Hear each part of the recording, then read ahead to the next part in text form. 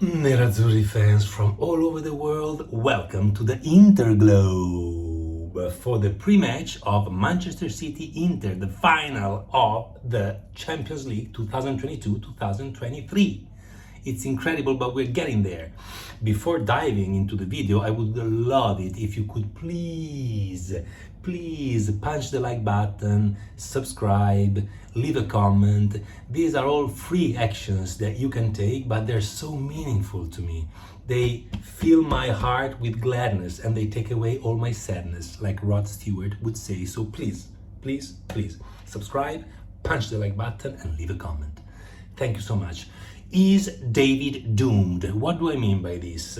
I mean that if you look at the numbers, Goliath is Manchester City and David is Inter. We have a little squad facing a gigantic squad in terms of economics and value of the players.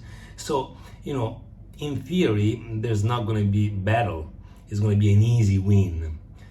But I think we can look at this fight, at this duel, from a different angle. The same angle that Malcolm Gladwell used when he looked into it in the book David versus Goliath.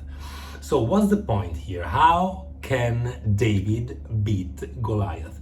Well, first of all, what's important to understand is that not everything is like it seems. So you see a giant and you see a normal man and you think there's no match. But well, let's have a look at the qualities of the two opponents. While, for example, Goliath has only one eye and doesn't see very well, David is very good in his sight. So he has a comparative advantage, even though he's so much smaller. And the second advantage that David has is that he's very agile, nimble, he's very fast in moving, unlike Goliath. So you see, you start isolating some qualities of the two opponents and you see that this difference that is perceived is not maybe so real and dominant as we imagine. This is an interesting aspect, and that's why I want to look into this game and I want to suggest what are the 3 moves that I think would take us to winning the cup, because we have to be hopeful. It's very important. Before diving into that, a few statistics and pieces of data that I would like to share with you. First of all, we're going to face again Pep Guardiola, like we did in the semi-final of 2010. As we remember, before the triplete, we had to face Barcelona in the semi-final and we were able to prevail on Guardiola. That Barcelona, though, was different from this Manchester City because the game of Guardiola evolved. Back then, he had this tiki-taka, this kind of very sterile ball possession that didn't really lead to goals scoring, but it was just very much sometimes an aesthetic type of play. While these days he's become much more attentive to the goals, to the scoring, to really consolidate this ball possession into scoring. And he's done that by inserting players like Haaland. He tried the same actually in 2010 with Ibrahimovic, if you remember, but it didn't quite work out. So again, we're going to face Pep. Talking about David and Goliath, let's look at some numbers. Grealish is the most expensive player on the pitch, 115 million euros. Big Rom, 113, but is really the only player of Inter who has this sort of price tag. As a matter of fact, the cost of Inter squad is 1/3 of Manchester City. The whole squad of Inter costed 885.8 millions versus, Manchester City's team and squad costed 885.8 millions versus 296. The cost of Inter, 296 millions. So here you can see the difference between the two teams. We have a team in which many of the players that are in the starting lineup were bought for zero money in terms of buying them, not paying them. The salary is different, but we bought them at the end of their contracts, so they came for zero. We're talking about Onana, we're talking about Acerbi, we're talking about Dzeko, talking about Mkhitaryan, and talking about, most of all, Çalhanoğlu, our wonderful Chala who we stole from Milan for €0, and that's such a satisfaction. 13 of the players of Manchester City are more expensive than the most expensive Inter player. I mean, this again says it pretty much all. Betting wise, let's have a look at the bets, because this is also indicative of what people think will happen in the game. Before the beginning of the Champions League, the victory of Inter was given to between 50 and 70, meaning that if you bet €10, you win €700 if Inter wins. Now it's 3.65. So with our strength, with our belief, with our hope, we were able to shrink this number from 70 to 3.65. So we already have done something majestic. And what makes me hopeful about this team in the Champions League is that we play tough. Inter is the team with more contrasts, both made and won, in the Champions League. This says it all. We have the right grit when it comes to playing in Europe. For a couple of players like Darmian, like Dzeko, it's going to be an interesting game, and Bigrom as well. For Darmian and Bigrom, it's going to be a derby, sort of, because they played both in Manchester United, as we know. For Dzeko, it's going to be playing against his past, because he did play in Manchester City and he actually won 2 Premier Leagues. So for these 3 players, it's going to be even a more special type of game. And one suggestion that I have for Romelu: should you score in the final, please do this sort of celebration. Hands behind your back and moving and singing. And maybe even dropping, because you want to show that you sometimes get drunk. What is it? It's the celebration dedicated to Liam Gallagher. Why? Because Liam Gallagher, when we were in the quarterfinal stage, said that he would love to play Inter in the final because they're weak, but most of all he said that Lukaku is dreadful. So I want Bigrom to score and to celebrate in his face. That would be the dream. Okay, now that we talked about this, we can dive into the 3 secrets, or the 3 actions that we have to make sure we apply during the game in order to win it.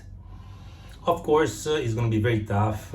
It's going to be very difficult, not only to take the ball away from Manchester City, but most of all to build up our plays, because they press so high and so well. We've seen it in the semi-final second leg with Real Madrid. Real Madrid couldn't even get beyond their midfield. And you know, they had Kroos, they had Modric, so they didn't exactly have beginners in their midfield yet. They were not able to play. They were dominated absolutely. So we have to be very good, as I say, not so much in stopping City, but in building up our plays. I suggest that we have to, first of all, split our team a little bit. Keep 8 plus or 9 of our players really towards our area, in order to be compact and not to let spaces for Haaland, and to be able to defend properly. But I would leave, unlike what usually happens, where you try to have the whole team playing in 30 meters, I would actually have Bigrom and Lauti, or Dzeko and Lauti, whoever will play, stay up high, because what I want to do is gain the ball, and because of their high pressure, I don't want to build up all the plays necessarily. I want to use long shots. And I think that nobody is better than Lauti on second balls. So if we have these long shots on Bigrom or Dzeko, they can deflect the ball and start to play with Lauti. And we've seen it happen. We've seen it happen many times. Actually, the most recent was with Atalanta. Perfect pass through from Acerbi, not high, but pass through that went from our penalty area to midfield for Rom. He exchanged the ball with Lauti, and Lauti sent him to the goal. So I want to have this sort of disposition on the pitch. 9 players in the back and 2 in the front. This is my strategy for the first of the 3 points that will make us win. Also because if you isolate Lauti and Dzeko or Rom, they're going to play 2-on-2 with their opponents. So, you know, the chances that they will prevail are pretty high, because if I have to find a weak point in Manchester City at all, I think it's the defense. Players like Akanji or Walker or Stones, they don't impress me that much, honestly. By the way, this sort of strategy, long balls, again, we have to alternate this with building up, but I don't want us to be asphyxiated with the build up always, because we're gonna be in trouble. So it's good to have this opportunity to have long shots. And it reminds me of what happened with Argentina and Holland in the World Cup. Argentina, clearly stronger team, and Holland was losing 2-0 at the 80th minute. After 80 minutes, Holland was losing 2-0 with Argentina. As a matter of fact, I even bet 200 euros on Argentina's win at that point, which would have given me 201 euros win. That's how stupid of a bet I made. But Van Gaal changed completely the strategy and had long balls coming in, and Holland scored 2 goals in 10 minutes. I know that the defenders of Argentina are not as tall as Manchester City's ones, but you know, that's a type of strategy that I would use. So number 1, 8 against 8 plus goalies, so 9 against 9, and separated 2 forward players. Second important point to apply is to use Onana's powerful distribution of the ball. Onana is one of the best players in the world, best goalies in the world when it comes to distributing balls. So getting to him is very difficult, and I think that with a compact team and with Onana as basically a defender in terms of skills, we will always have good chances to rotate the ball and to find the spaces to build our plays. So use Onana a lot. By the way, Onana, who had also, apart from the distribution side of things, 8 clean sheets out of 12 games. So an amazing applause for this goalkeeper who was initiating his experience in Inter not with all the favors of the critics and of the media, but he slowly conquered his place, and now he is a leader, and his value really became high. So high that Chelsea wants to buy him for 60 million next year. Let's see what will happen. Anyway, this is the second important secret to win this game, to use Onana and to start compact from defense. And the third point that I would like to bring on the table, the third point, is about the wings. On the wings, we're going to have Grealish, who will face Denzel, and we're going to have Bernardo Silva, who will face Dima. These 2 duels will be fundamental.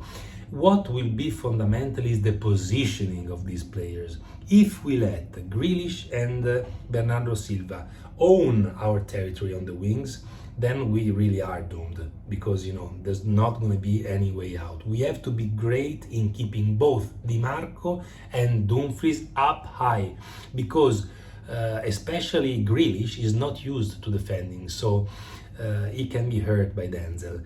And on the other flank, Bernardo Silva and Dimas will also have a tough duel, and we have to make sure that we keep Dimas and Denzel in their midfield more than in our midfield.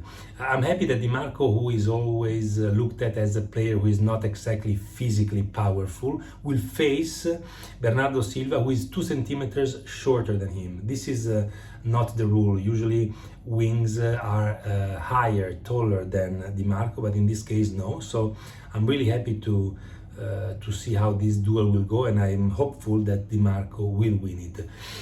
When it comes to these long shots that we were talking about in the first of the 3 points, I would also love for Denzel Dumfries to be there on midfield when Onana or Acerbi or whomever is gonna launch these long shots, because Denzel with a header can be really lethal in starting the plays. So yes, we would leave 9 players in defense and 2 forward, but sometimes I would love to see 8 defensive and 3 forward.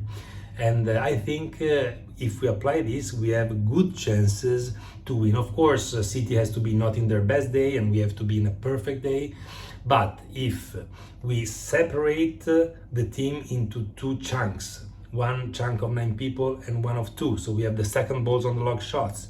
If we use well Onana in the distribution so that we have superiority of our men during the build-up, and if we manage to keep our flanks players higher up than usual, I think we have the right attitude to face this game. I don't know how it will go. I honestly face this game very, very lightheartedly because it's already a miracle to have achieved this final. So it's a completely different mindset from 13 years ago, where we were not winning since 45 years before. It was sort of mandatory for us to win. There was the pressure of the triplete, but now this pressure is on them. We can really play lightheartedly, and we can enjoy this game emotionally, and we can remember this day for a long, long time, just like we remembered the one in 2010.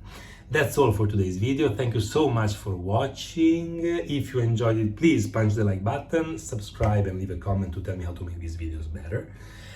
And as always, Forza Magica Inter. Ciao!